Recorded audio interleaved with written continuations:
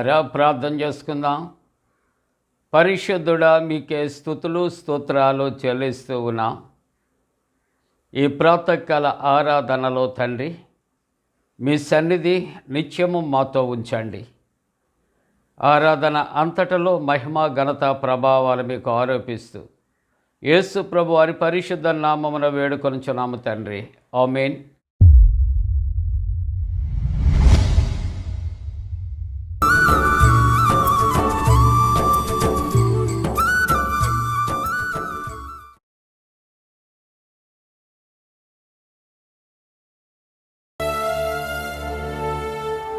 ప్రపంచంలోనే అత్యంత జనసంపద కలిగిన మన భారతదేశంలో అత్యధిక ఆత్మలు నశించుచూ ఉండటం బాధించే విషయం. అటువంటి వారికి సువార్త ప్రకటించి రక్షణలోనికి నడిపించటం తోటి భారతీయ క్రైస్తవులుగా మన కర్తవ్యం. మన భారతదేశ రక్షణ కొరకై ప్రార్థిద్దాం.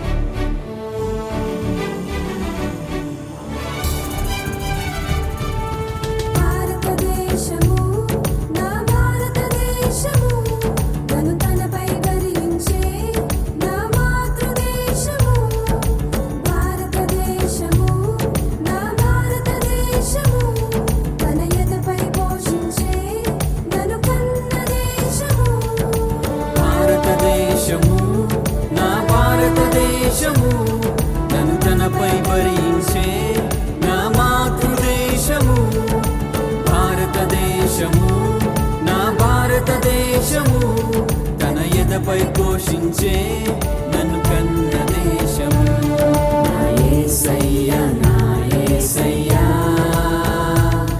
దీవించు నా దేశం, దీవించు నా దేశం, నా యేసయ్యా, నా యేసయ్యా.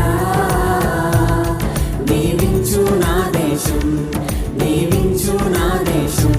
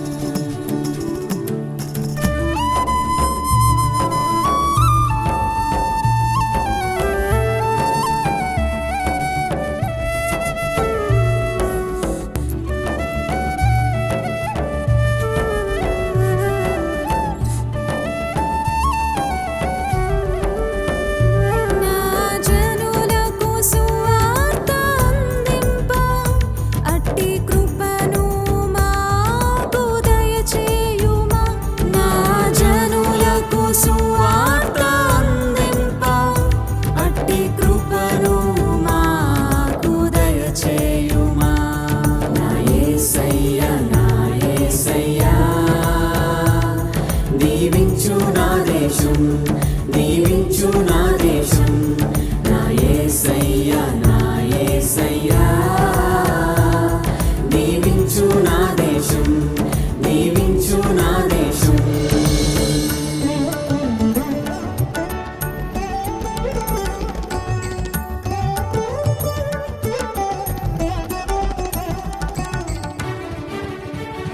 నా ప్రజల ఆత్మలో నశింపగా నీ రక్షణ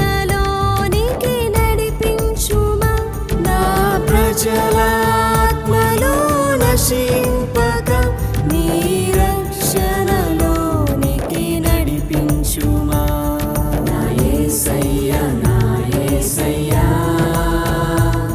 దీవించు నా దేశం దీవించు నా దేశం నా యేసయ్యా నా యేసయ్యా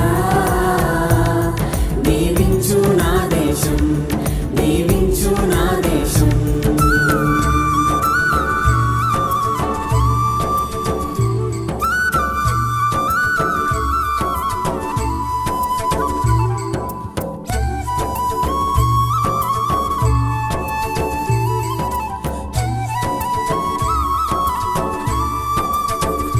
నా దేశంలో జీవం రగిలించు కడవరి సంగంగా నిలువబెట్టుమా నా దేశంలో జీవం రగిలించు కడవరి సంగంగా నిలువబెట్టుమా నా యేసయ్యా నా యేసయ్యా దీవించు నా దేశం దీవించు నా దేశం నా యేసయ్యా నా యేసయ్యా దీవించు నా దేశం దీవించు నా దేశం భారతదేశము నా భారతదేశము నన్ను తనపై భరించే నా మాతృదేశము భారతదేశము నా భారతదేశము తన ఎదపై పోషించే నన్ను కన్న దేశము నా యేసయ్యా నా యేసయ్యా దీవించు నా దేశం దీవించు నా దేశం నా యేసయ్యా నా యేసయ్యా దీవించు నా దేశం దీవించు నా దేశం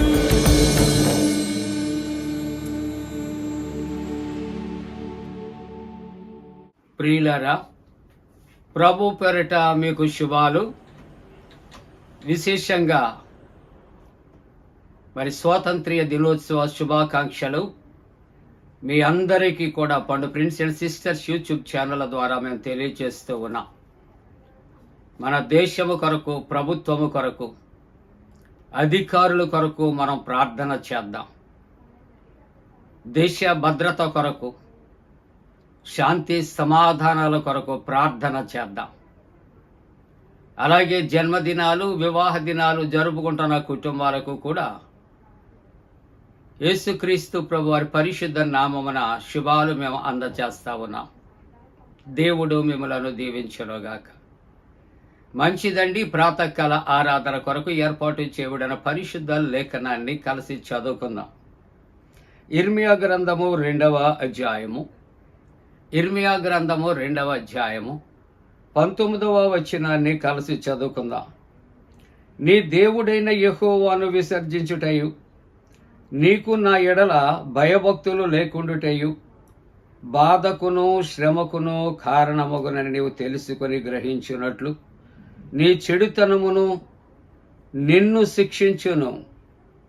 నీ చెడుతనము నిన్ను శిక్షించును. ప్రియమైన దేవుని యొక్క కుటుంబీకులారా, ఈవేళ మన యొక్క అంశము మన చెడుతనము మనలను శిక్షించును. ఈ ప్రాతకాల ఆరాధనలో ఈవేళ దేవుని యొక్క వాక్యాన్ని మనం చదువుకున్నాం కదా అండి. ఇక్కడ చెడుతనము ఏమిటి అని ఆలోచన చేయాలి. చెడ్డ అని దాంట్లో చాలా విధాలు, రకాలు ఉంటాయి. దేశాన్ని గౌరవించకపోయినా చెడ్డే. దేశ భద్రత కొరకు, దేశాన్ని కాపాడటానికి పూనుకొనకపోయినా చెడ్డే. ప్రభుత్వ విధానాలను విసర్జించుట చెడ్డే. కాబట్టి దేవుని యొక్క వాక్యములో ఈవేళ యెహోవాను విసర్జించుట, నీకు నా ఎడల భయభక్తులు లేకుండా ఉండుట, బాధకు శ్రమకు కారణమగునని నువ్వు తెలుసుకొని గ్రహించున్నట్లు నీ చెడుతనము నిన్ను శిక్షించును. కాబట్టి మొదట ఏదైతే చదువుకున్నామో వాటిని మనము చేయకుండా ఉండటం కూడా శిక్షకు కారణం. ప్రియ దేవుని బిడ్డలారా, సమూయేలు మొదటి గ్రంథం 26వ అధ్యాయం 16వ వచనములో, నీ ప్రవర్తన అనుకూలము కాదు, నీవు శిక్షకు పాత్రుడవే. ప్రభుత్వం మీద, ప్రభుత్వ విధానాల మీద తిరుగుబాటు చేసినానట, అది అనుకూలమైనది కాదు, దానికి శిక్ష కలుగుతుంది, శిక్షకు కారణం తిరుగుబాటు అవుతుంది అని దైవవాక్యము సెలవిస్తూ ఉంటున్నది. ప్రియులారా, ప్రియ దేవుని బిడ్డలారా, సమూయేలు 2వ గ్రంథం 21వ అధ్యాయం 1వ వచనములో, సౌలు గిబియోనీయులను హతము చేశాను కనుక అతనిని బట్టి నరహంతకులకు అతని ఇంటి వారిని బట్టి ఇక్కడ శిక్షగా ఈ కరువు కలిగారు. ఇక్కడ కరువు, ఎందుకు కరువు కలిగింది? ఎందుకు కరువు అనే శిక్ష దేవుడు వారి మీదకి తెచ్చారు? ఆలోచన చేస్తే దావీదు కాలమందు 3 సంవత్సరములు కరువు వచ్చిందట.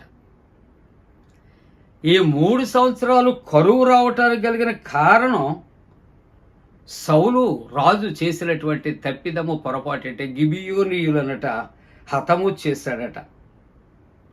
కాబట్టి అతనిని బట్టి నరహంతకులకు అతని ఇంటి వారిని బట్టి శిక్షగా ఈ కరువు వచ్చింది. ఎందుకు వచ్చిందండి కరువు? శిక్షగా. మానవుడు చే అతిక్రమాలు, పాపము, తిరుగుబాటు, చెడ్డతనము, ఇవన్నిటిని బట్టి కూడా ఏం కలుగుతుందండి? శిక్ష.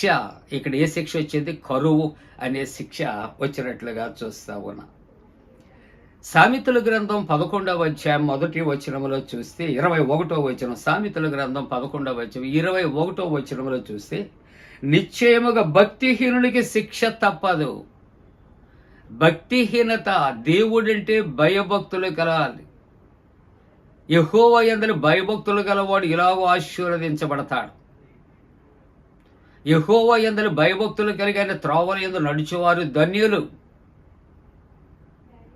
కాబట్టి దేశము పట్ల కూడా భయభక్తులు లేకుండా దేశద్రోహులుగా ఉంటే శిక్ష వారికి కలుగుతున్నారు. అందుకని దైవవాక్యం నిశ్చయముగా భక్తిహీనులకు శిక్ష తప్పదు.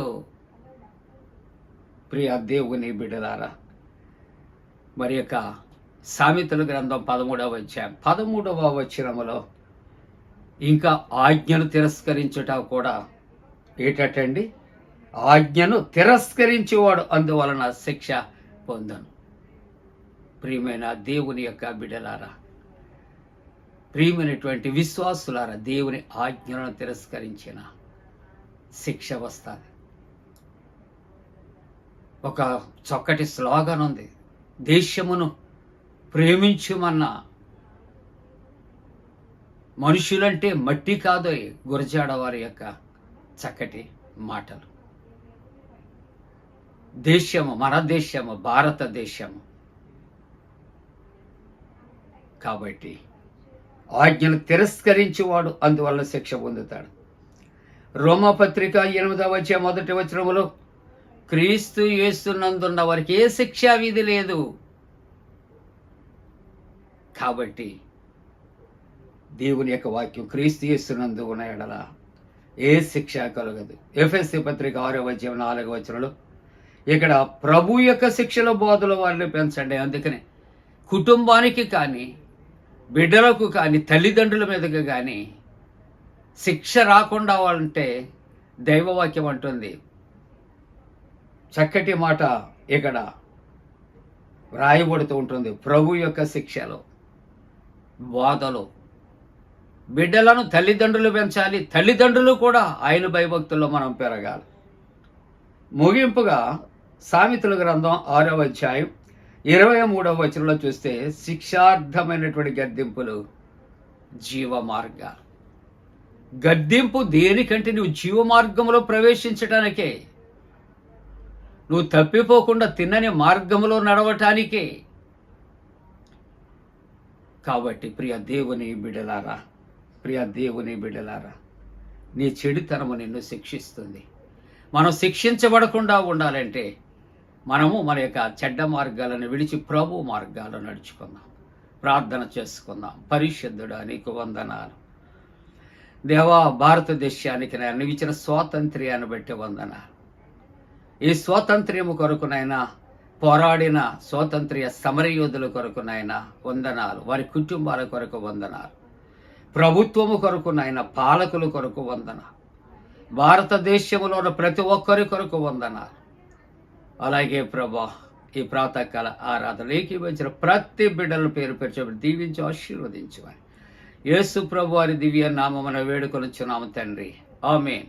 పరలోకమందున మా తండ్రి, నీ నామం పరిశుద్ధపరచబడనుగాక, నీ రాజ్యం వచ్చునుగాక, నీ చిత్తం పరలోకమందున వేర్చినట్టు భూమి అందు నెరవేరునుగాక. మా ఇందిన ఆహారం నేడు మా దయచే, మా ఏడల అపరాధం చేసిన వారిని క్షమించిన ప్రకారముల అపరాధము క్షమించము, శోధంలోనే తెక కీడును తప్పించము. రాజ్యము, శక్తి, మహిమ నిరంతరము నీవే ఉన్నవి, ఆమేన్. మన పరమ తండ్రి అయిన దేవుని యొక్క ప్రేమయు, ప్రభువైన యేసుక్రీస్తు ప్రభు కృపయు, పరిశుద్ధాత్మ యొక్క అన్యోన్య సహవాసము ప్రాతకాల ఆరాధనలో ప్రభువుని ఆరాధిస్తున్న ప్రతి కుటుంబానికి తోడుగుండి సంరక్షించి కాపాడునుగాక, ఆమేన్.